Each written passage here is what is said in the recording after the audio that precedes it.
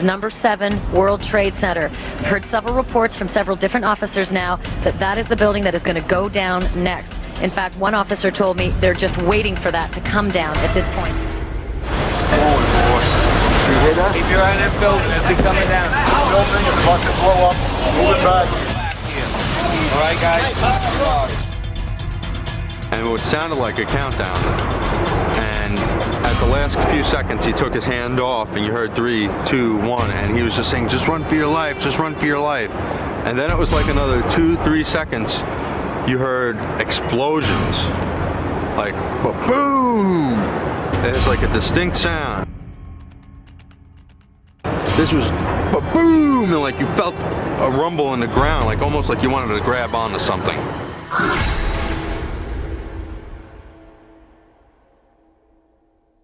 According to Larry Silverstein, on the morning of September 11, 2001, he attended an appointment with a dermatologist.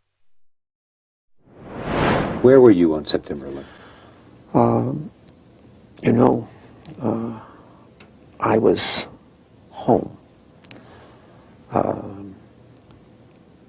And the only reason I wasn't where I was every morning, subsequent to the 26th day of July, my mornings were spent usually at a breakfast meeting at Windows, an 8 o'clock breakfast meeting, Windows, the top of it, right? And then going down to visit with my tenants, my new tenants, at the trade center, getting to know them, understanding their problems and so forth, ascertaining how we could service their needs better, which is one of the first things you do when you acquire a property. You begin to meet your tenants and start talking with them. And so my mornings were spent at the trade center, and then by noon I was back uptown. And so that particular morning, because I have light-colored hair and fair skin, and I'm an annuity to the dermatologist, my wife, God bless her, had made an appointment for me at the doctor. And I remember dressing to go to the doctor and finally saying to my wife, I said, "Sweetheart, I've got so much to do downtown. I got to cancel this. I've got to go downtown."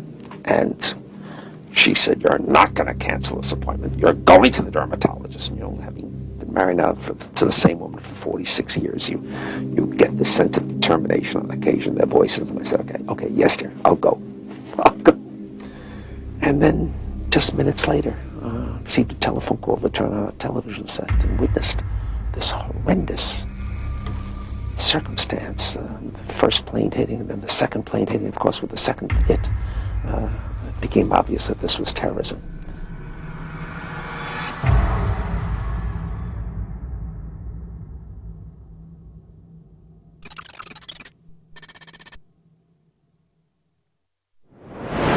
I remember getting a call from the fire department commander telling me that they were not sure they were going to be able to contain the fire. And I said, we've had such terrible loss of life. Maybe the smartest thing to do is pull it. And they made that decision to pull, and then we watched the building collapse.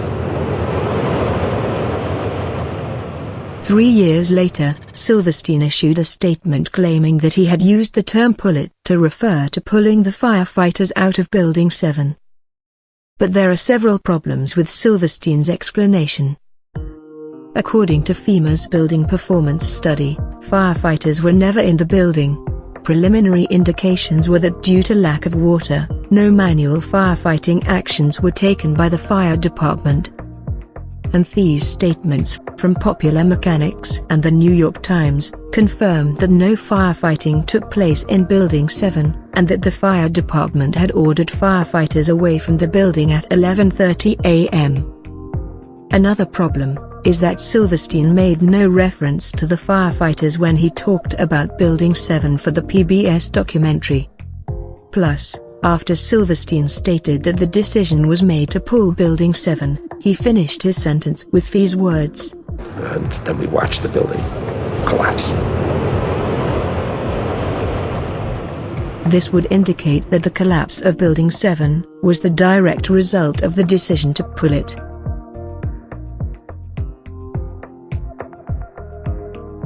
As a successful property developer, Silverstein would have gained considerable experience in hiring contractors to carry out controlled demolition of buildings.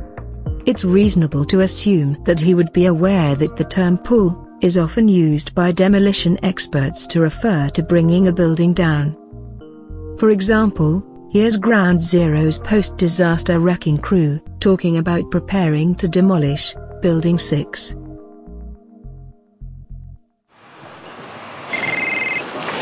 Hello? Oh, we're getting ready to pull Building 6.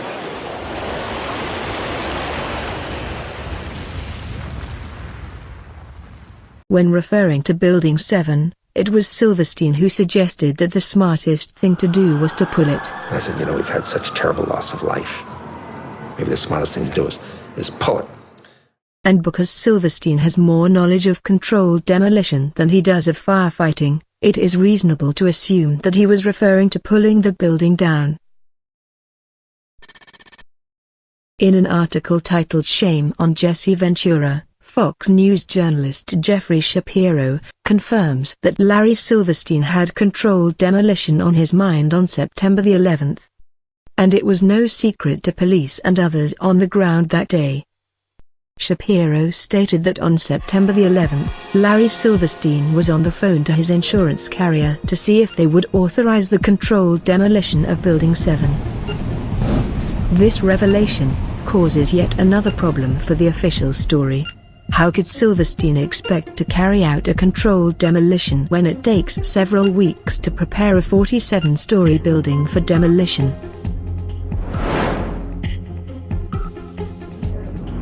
Now, here we're going to show you a videotape of the collapse itself. Describe that. Now we go to videotape, the collapse of this building.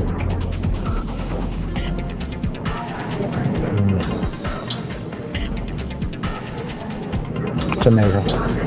Amazing, incredible, pick your word. For the third time today, it's reminiscent of those pictures we've all seen too much on television before, when a building was deliberately destroyed by well-placed dynamite to knock it down.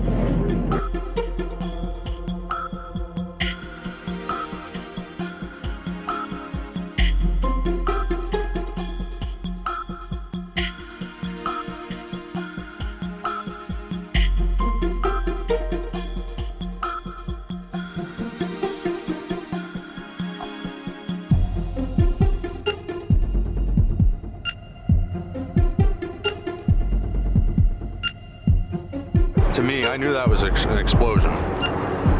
There was no doubt in my mind. September the 11th was clearly a most fortunate day for Larry Silverstein.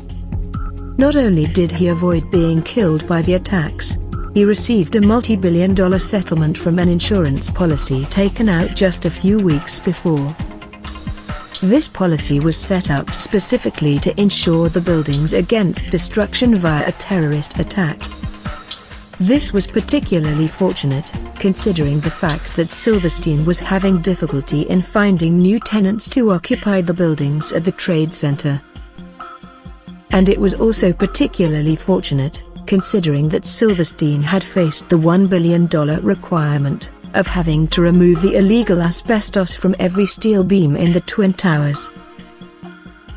So, if Larry Silverstein's story is true, then he must surely be the luckiest man alive today.